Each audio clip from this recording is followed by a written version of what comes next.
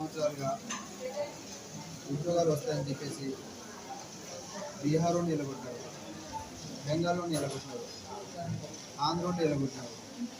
ప్రభుత్వం మారితే ఉద్యోగాలు వస్తాయని చెప్పేసి ప్రభుత్వాన్ని కూడా మార్చాలన్నారు చేసిన. సార్, నేను ఒక నిరుద్యోగుల లీడర్ని. కాంగ్రెస్ పార్టీ అంటే కేసీఆర్ ప్రభుత్వం, కేసీఆర్ గారు అన్ని విషయాలు సక్సెస్ అయినా కూడా నిరుద్యోగ విషయంలో మాకు న్యాయం జరగలేదు సార్ అని చెప్పేసి ఒక విషయం మేము మీద మా కోపంతో బాధతో మేము కొట్లాడి ఉంది. నా వంతు నేను పోరాటం చేస్తున్నాను. మరి ఈరోజు కాంగ్రెస్ ప్రభుత్వం వచ్చి 6 నెలలు గడుస్తున్నా ఎమ్మెల్సీ ఎలక్షన్స్ ఉన్నారు, ఎంపీ ఎలక్షన్స్ ఉన్నారు, అయినా ఆగినారు. మళ్ళీ 2000 మంది నిరుద్యోగులు ఇంద్రపార్క్ దగ్గర ధర్నా చేసినారు. ఒక పేపర్లో ఒక స్పందన లేదు, మీడియాలో కవరేజ్ లేదు. దాని తర్వాత నిరుద్యోగులు స్వచ్ఛందంగా మీడియా వాళ్ళని పేపర్ నిరుద్యోగులు స్వచ్ఛందంగా మినిస్టర్లను కలిసినారు, పార్టీలకు అతీతంగా కలిసినారు, మాట్లాడినారు, రిప్రజెంటేషన్ ఇచ్చినారు, పార్టీలు రియాక్ట్ అయింది. దాని తర్వాత ఒక బాధ్యత గల ప్రభుత్వం ఎట్లాంటి ప్రకటన ఇవ్వాలి? చంద్రబాబు గారు ప్రెస్ మీట్ పెట్టి మీకు టైంకి చెప్పిన టైంకి పరీక్షలు దొరుకుతాయి, జాబ్ కలగదు. దీనికోసమా సార్ ఇంత కష్టపడి? దీనికోసమా? అట్లా మాట్లాడిన మాటలు నన్ను deep down it hurted me lot. Me demand నా బాధ్యత. నిరుద్యోగుల తరపున మాట్లాడినప్పుడు, ఒక ప్రభుత్వాన్ని నేను వ్యతిరేకించినప్పుడు ఇంకో ప్రభుత్వం అది పని చేయకపోతే మళ్ళీ క్వశ్చన్ చేయాల్సిన బాధ్యత నా మీద ఉంది. కాబట్టి నేను 45 గంటల అల్టిమేటం ఇచ్చిన నిరుద్యోగుల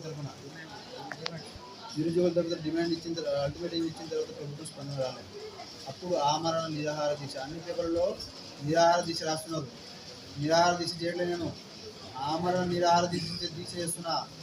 40 రోజులు కాదు, 100 రోజులని ఇట్లే ఉంటా. పోతే ఉద్యోగాలతో పోతా, లేదంటే చావుతో పోతా. డిమాండ్లు: గ్రూప్ 1 1:100, గ్రూప్ 2 2000 పోస్టులు, గ్రూప్ 3 3000 పోస్టులు, డిఎస్సి పోస్ట్పోన్ చేయాలి. మళ్ళీ వీళ్ళ పొగరు, వీళ్ళ ఒక సైడ్ మేము చేస్తున్నాం, మళ్ళీ ఇటు సైడ్ మేము డిఎస్సి ఏ తేదీ కాదు ఇంటికి పెడతామంటున్నాం. డిఎస్సి పోస్ట్పోన్ చేయాలి, మెగా డిఎస్సి 20,000 నోటిఫికేషన్ ఇవ్వాలి, ఆర్టీసీ ఉద్యోగాలు చేపట్టాలి, జీవో నెంబర్ 46 రద్దు చేయాలి, నిరుద్యోగ వృత్తి 44,000 ప్రకటించాలి. ఇందుకోసం నేను ఇక్కడ ఉన్నా, ఇందుకోసమే నేను కొనసాగిస్తా. ఎట్టి పరిస్థితుల్లోనూ మీడియా ముఖంలో మళ్ళీ చెప్తున్నా, ఎక్కడ కూడా ఎవరు ఏం చెప్పినా నేను ఆమరణ నిరాహార దీక్ష విరమించను. నా డిమాండ్ పరిష్కారం అయ్యే వరకు ఆమరణ నిరాహార దీక్ష విరమించను. ఇది నాకు ఇక్కడికి వచ్చిన ఉద్యమకారులు,